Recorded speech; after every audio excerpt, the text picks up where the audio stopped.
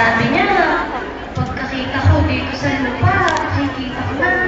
Ay, kayo naman ang nakita ko eh, ang mga nagsabit na alin. Magagawin ko din eh.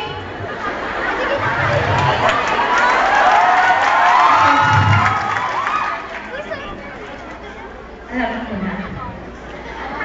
Kukwento ako na lang. Ayaw. Gusto niyo na? Eh, kain na naman ang inyong imig. Gusto na?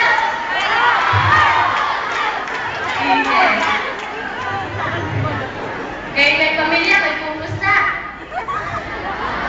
Eh, naroon. Sige, ating sisimulaan.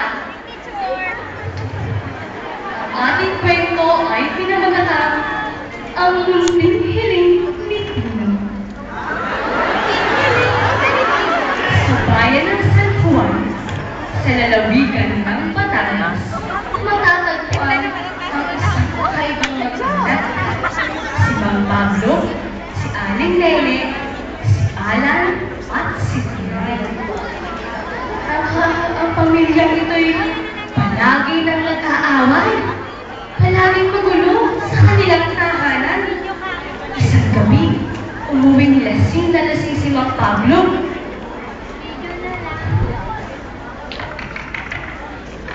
Nene! Nene! Nene! Asan na? Wala akong ginagin trabaho mo eh! Wala kang ginagin, hindi magbabay! Ano ba naman sa ating buhay? Bakala ka diyan! Ano ba ikaw? Kaya makaingay mo! Oo, yung pinagkakanda mo ng pagkain! Oo, gumamang, di yan! Tama! At ano ba naman sa ating buhay, ha? Talaga ito! Kika muna!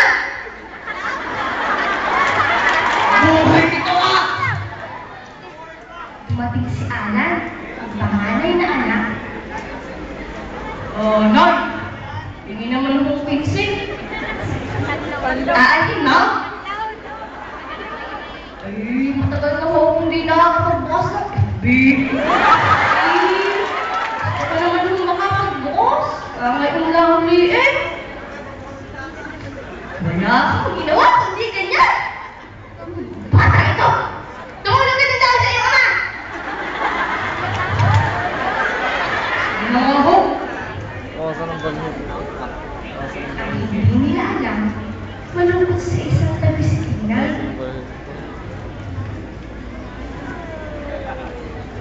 Bakit ba sila ganun? Hindi nila sila aaway-aaway.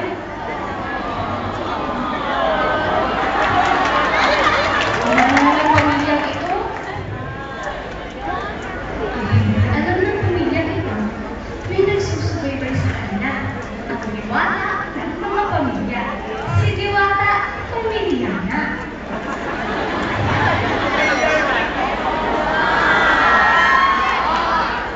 Napakagulo ng pamilya. Dapat saan po kaya sila? Isusunod sila. Kinabukasan, wala sila. Hindi sila magkakaroon.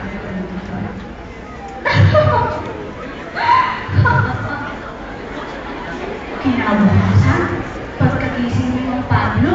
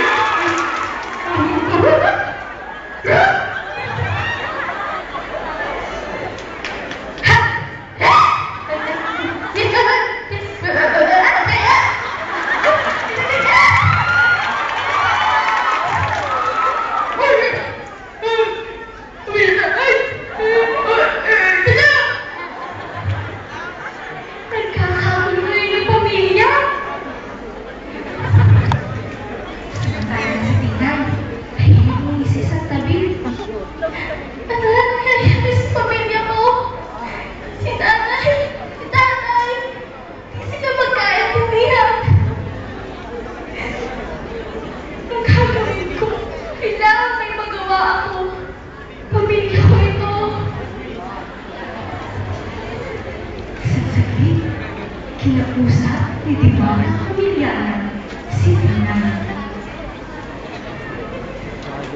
Ikaw si Tina? Hindi ba? Ako nga po. Hindi. Napakabait sa inyo. Gusto mo ba silang tulungan?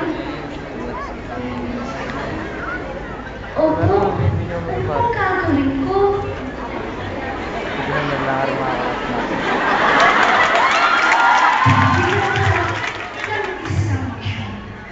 Kailangan isakripisyo mo ang iyong buhay para sa iyong pamilya. Makakakano mo ba? Buhay ko po. Naninigurado lang naman ako.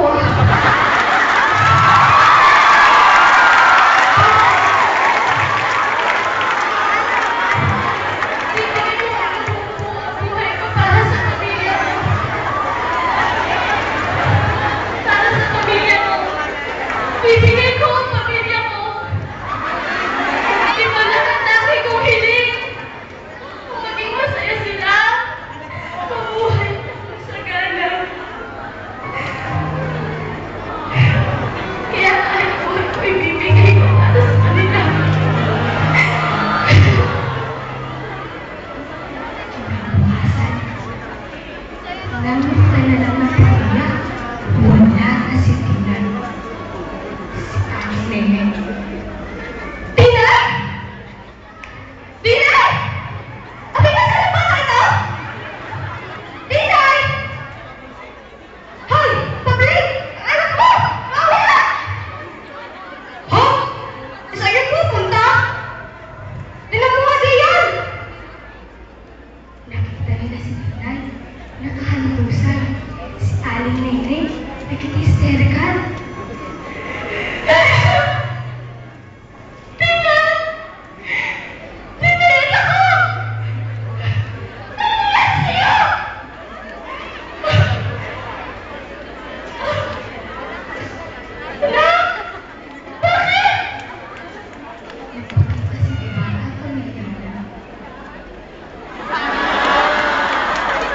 Iyon ay isang kapalusahan sa inyong pamilya. Maaari naman kayong magkaintindihan, pilit kayong nag-aaway-away. Kaya't buhay ng anak mo ang kinuha mo. Naway, isa itong aral sa inyo. Ching! Biglang nawala si Diwata Pamilyana. At naging malungkot ang pamilya. Ngunit, bandang huli tinanggap na rin nila. Ay naku, kawawa ang pamilyang ito, ano? Ay naku, bakit ba naman kasi kailangan ng gamot? Isa silang pamilya, kailangan nilang magkabot ng gamot. Ang wika. Kita ka. Ito ay Madilim. Tara na nahagit. ng ating buhay.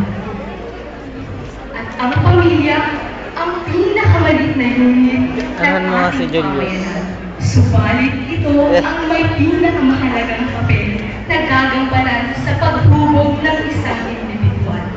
At ang wika ay isang napakahalagang instrumento upang magkaibang ng bawat isa. At ang bawat pamilyang Pilipino ay isang lakas ng Pilipinas. Ang maitim na pagkakabuklod nila. Kaya nito? Ano ba ngayon? Ay, naku. Tagaling ko din.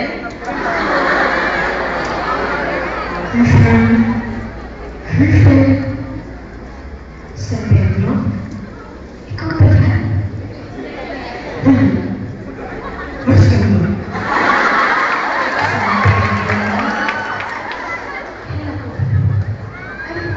Bakit po?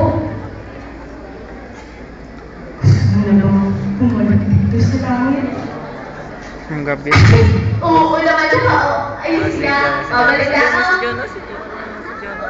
Naku. Oo. Dahil sa napakaganda mo niyo, nakapagbigay ka ng aliw at aral sa iyong mga manalo. Gagawin mo to eh, natuloy. Mahirap din naman. Sige ho, sabi mo ang dataan. Tumingin ka sa iyong kanan. Lumapit ka